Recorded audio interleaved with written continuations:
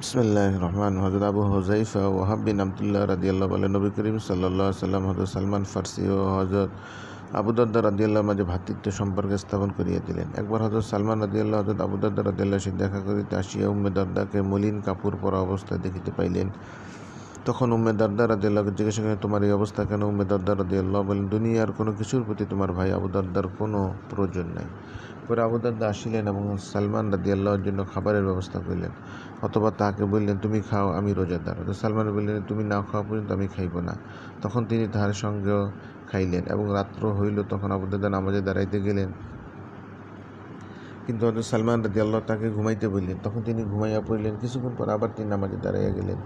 তখন হযরত সালমান রাদিয়াল্লাহু আবার তাকে ঘুমাইতে বললেন। শেষ রাত্রে হযরত সালমান তাহাকে বললেন, এখন ওঠো।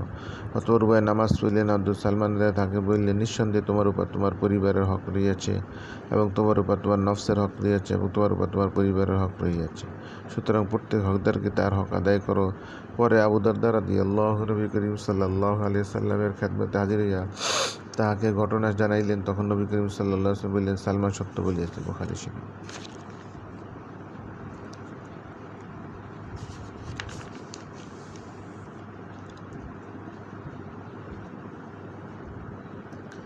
হযরত আব্দুল্লাহ ইবনে আমর রাদিয়াল্লাহু আনহু নবী করিম সাল্লাল্লাহু আলাইহি ওয়াসাল্লামকে জানানো হইল যে, আমি এই কথা বলিয়া থাকি, আল্লাহর কসম, যতদিন বাঁচিয়া থাকিব ততদিন অবশ্যই আমি দিনে রোজা রাখিব এবং রাতে নামাজ পড়িব। তখন রাসূলুল্লাহ সাল্লাল্লাহু আলাইহি ওয়াসাল্লাম আমাকে জিজ্ঞেস করেন, তুমি নাকি এমন কথা বলো? আমি আরজ করি, ইয়া রাসূলুল্লাহ, আমার পিতামাতা আপনার জন্য উৎসর্গিত, অবশ্যই আমি তাহা বলিয়াছি। তিনি বলেন, তুমি উহা পারিবে না। সুতরাং রোজা রাখো, আবার পানাহার করো, তদ্রূপ নিদ্রা যাও, আবার নফল নামাজে দাঁড়াও। আর মাসে 3 দিন রোজা রাখো, কারণ একটি নেক কাজে 10 গুণ সওয়াব পাওয়া যায়। সুতরাং সওয়াবের ক্ষেত্রে ইহা সারা বছর রোজা রাখিবার সমতুল্য হইবে। আমি আরজ করিলাম, আমি তো ইহার অধিক সামর্থ্য রাখি। তিনি বললেন, তবে 1 দিন রোজা রাখো আর 2 দিন বেরোজা থাকো। আমি আরজ করিলাম, আমি তো ইহারও অধিক সামর্থ্য রাখি। তিনি বললেন, তবে 1 দিন রোজা রাখো আর 1 দিন পানাহার করো। ইহা দাউদ আলাইহিস সালামের রোজা এবং ইহাই সর্বাধিক ভারসাম্যপূর্ণ রোজা। অন্য বর্ণনা আছে, ইহা সর্বোত্তম রোজা। আমি আরজ করিলাম, আমি তো ইহারও অধিক সামর্থ্য রাখি। তখন রাসূলুল্লাহ সাল্লাল্লাহু আলাইহি ওয়াসাল্লাম বললেন, ইহার চাইতে উত্তম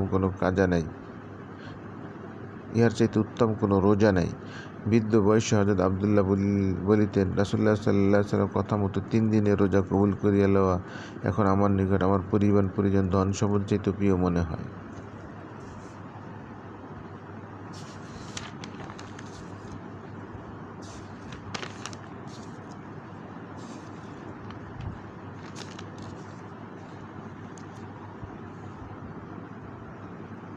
রাসূলুল্লাহ সাল্লাল্লাহু আলাইহি ওয়াসাল্লামের অন্যতম কাতিব হযরত হানজালা বিন রাবি আল উসাইদি রাদিয়াল্লাহু বলেন, পথে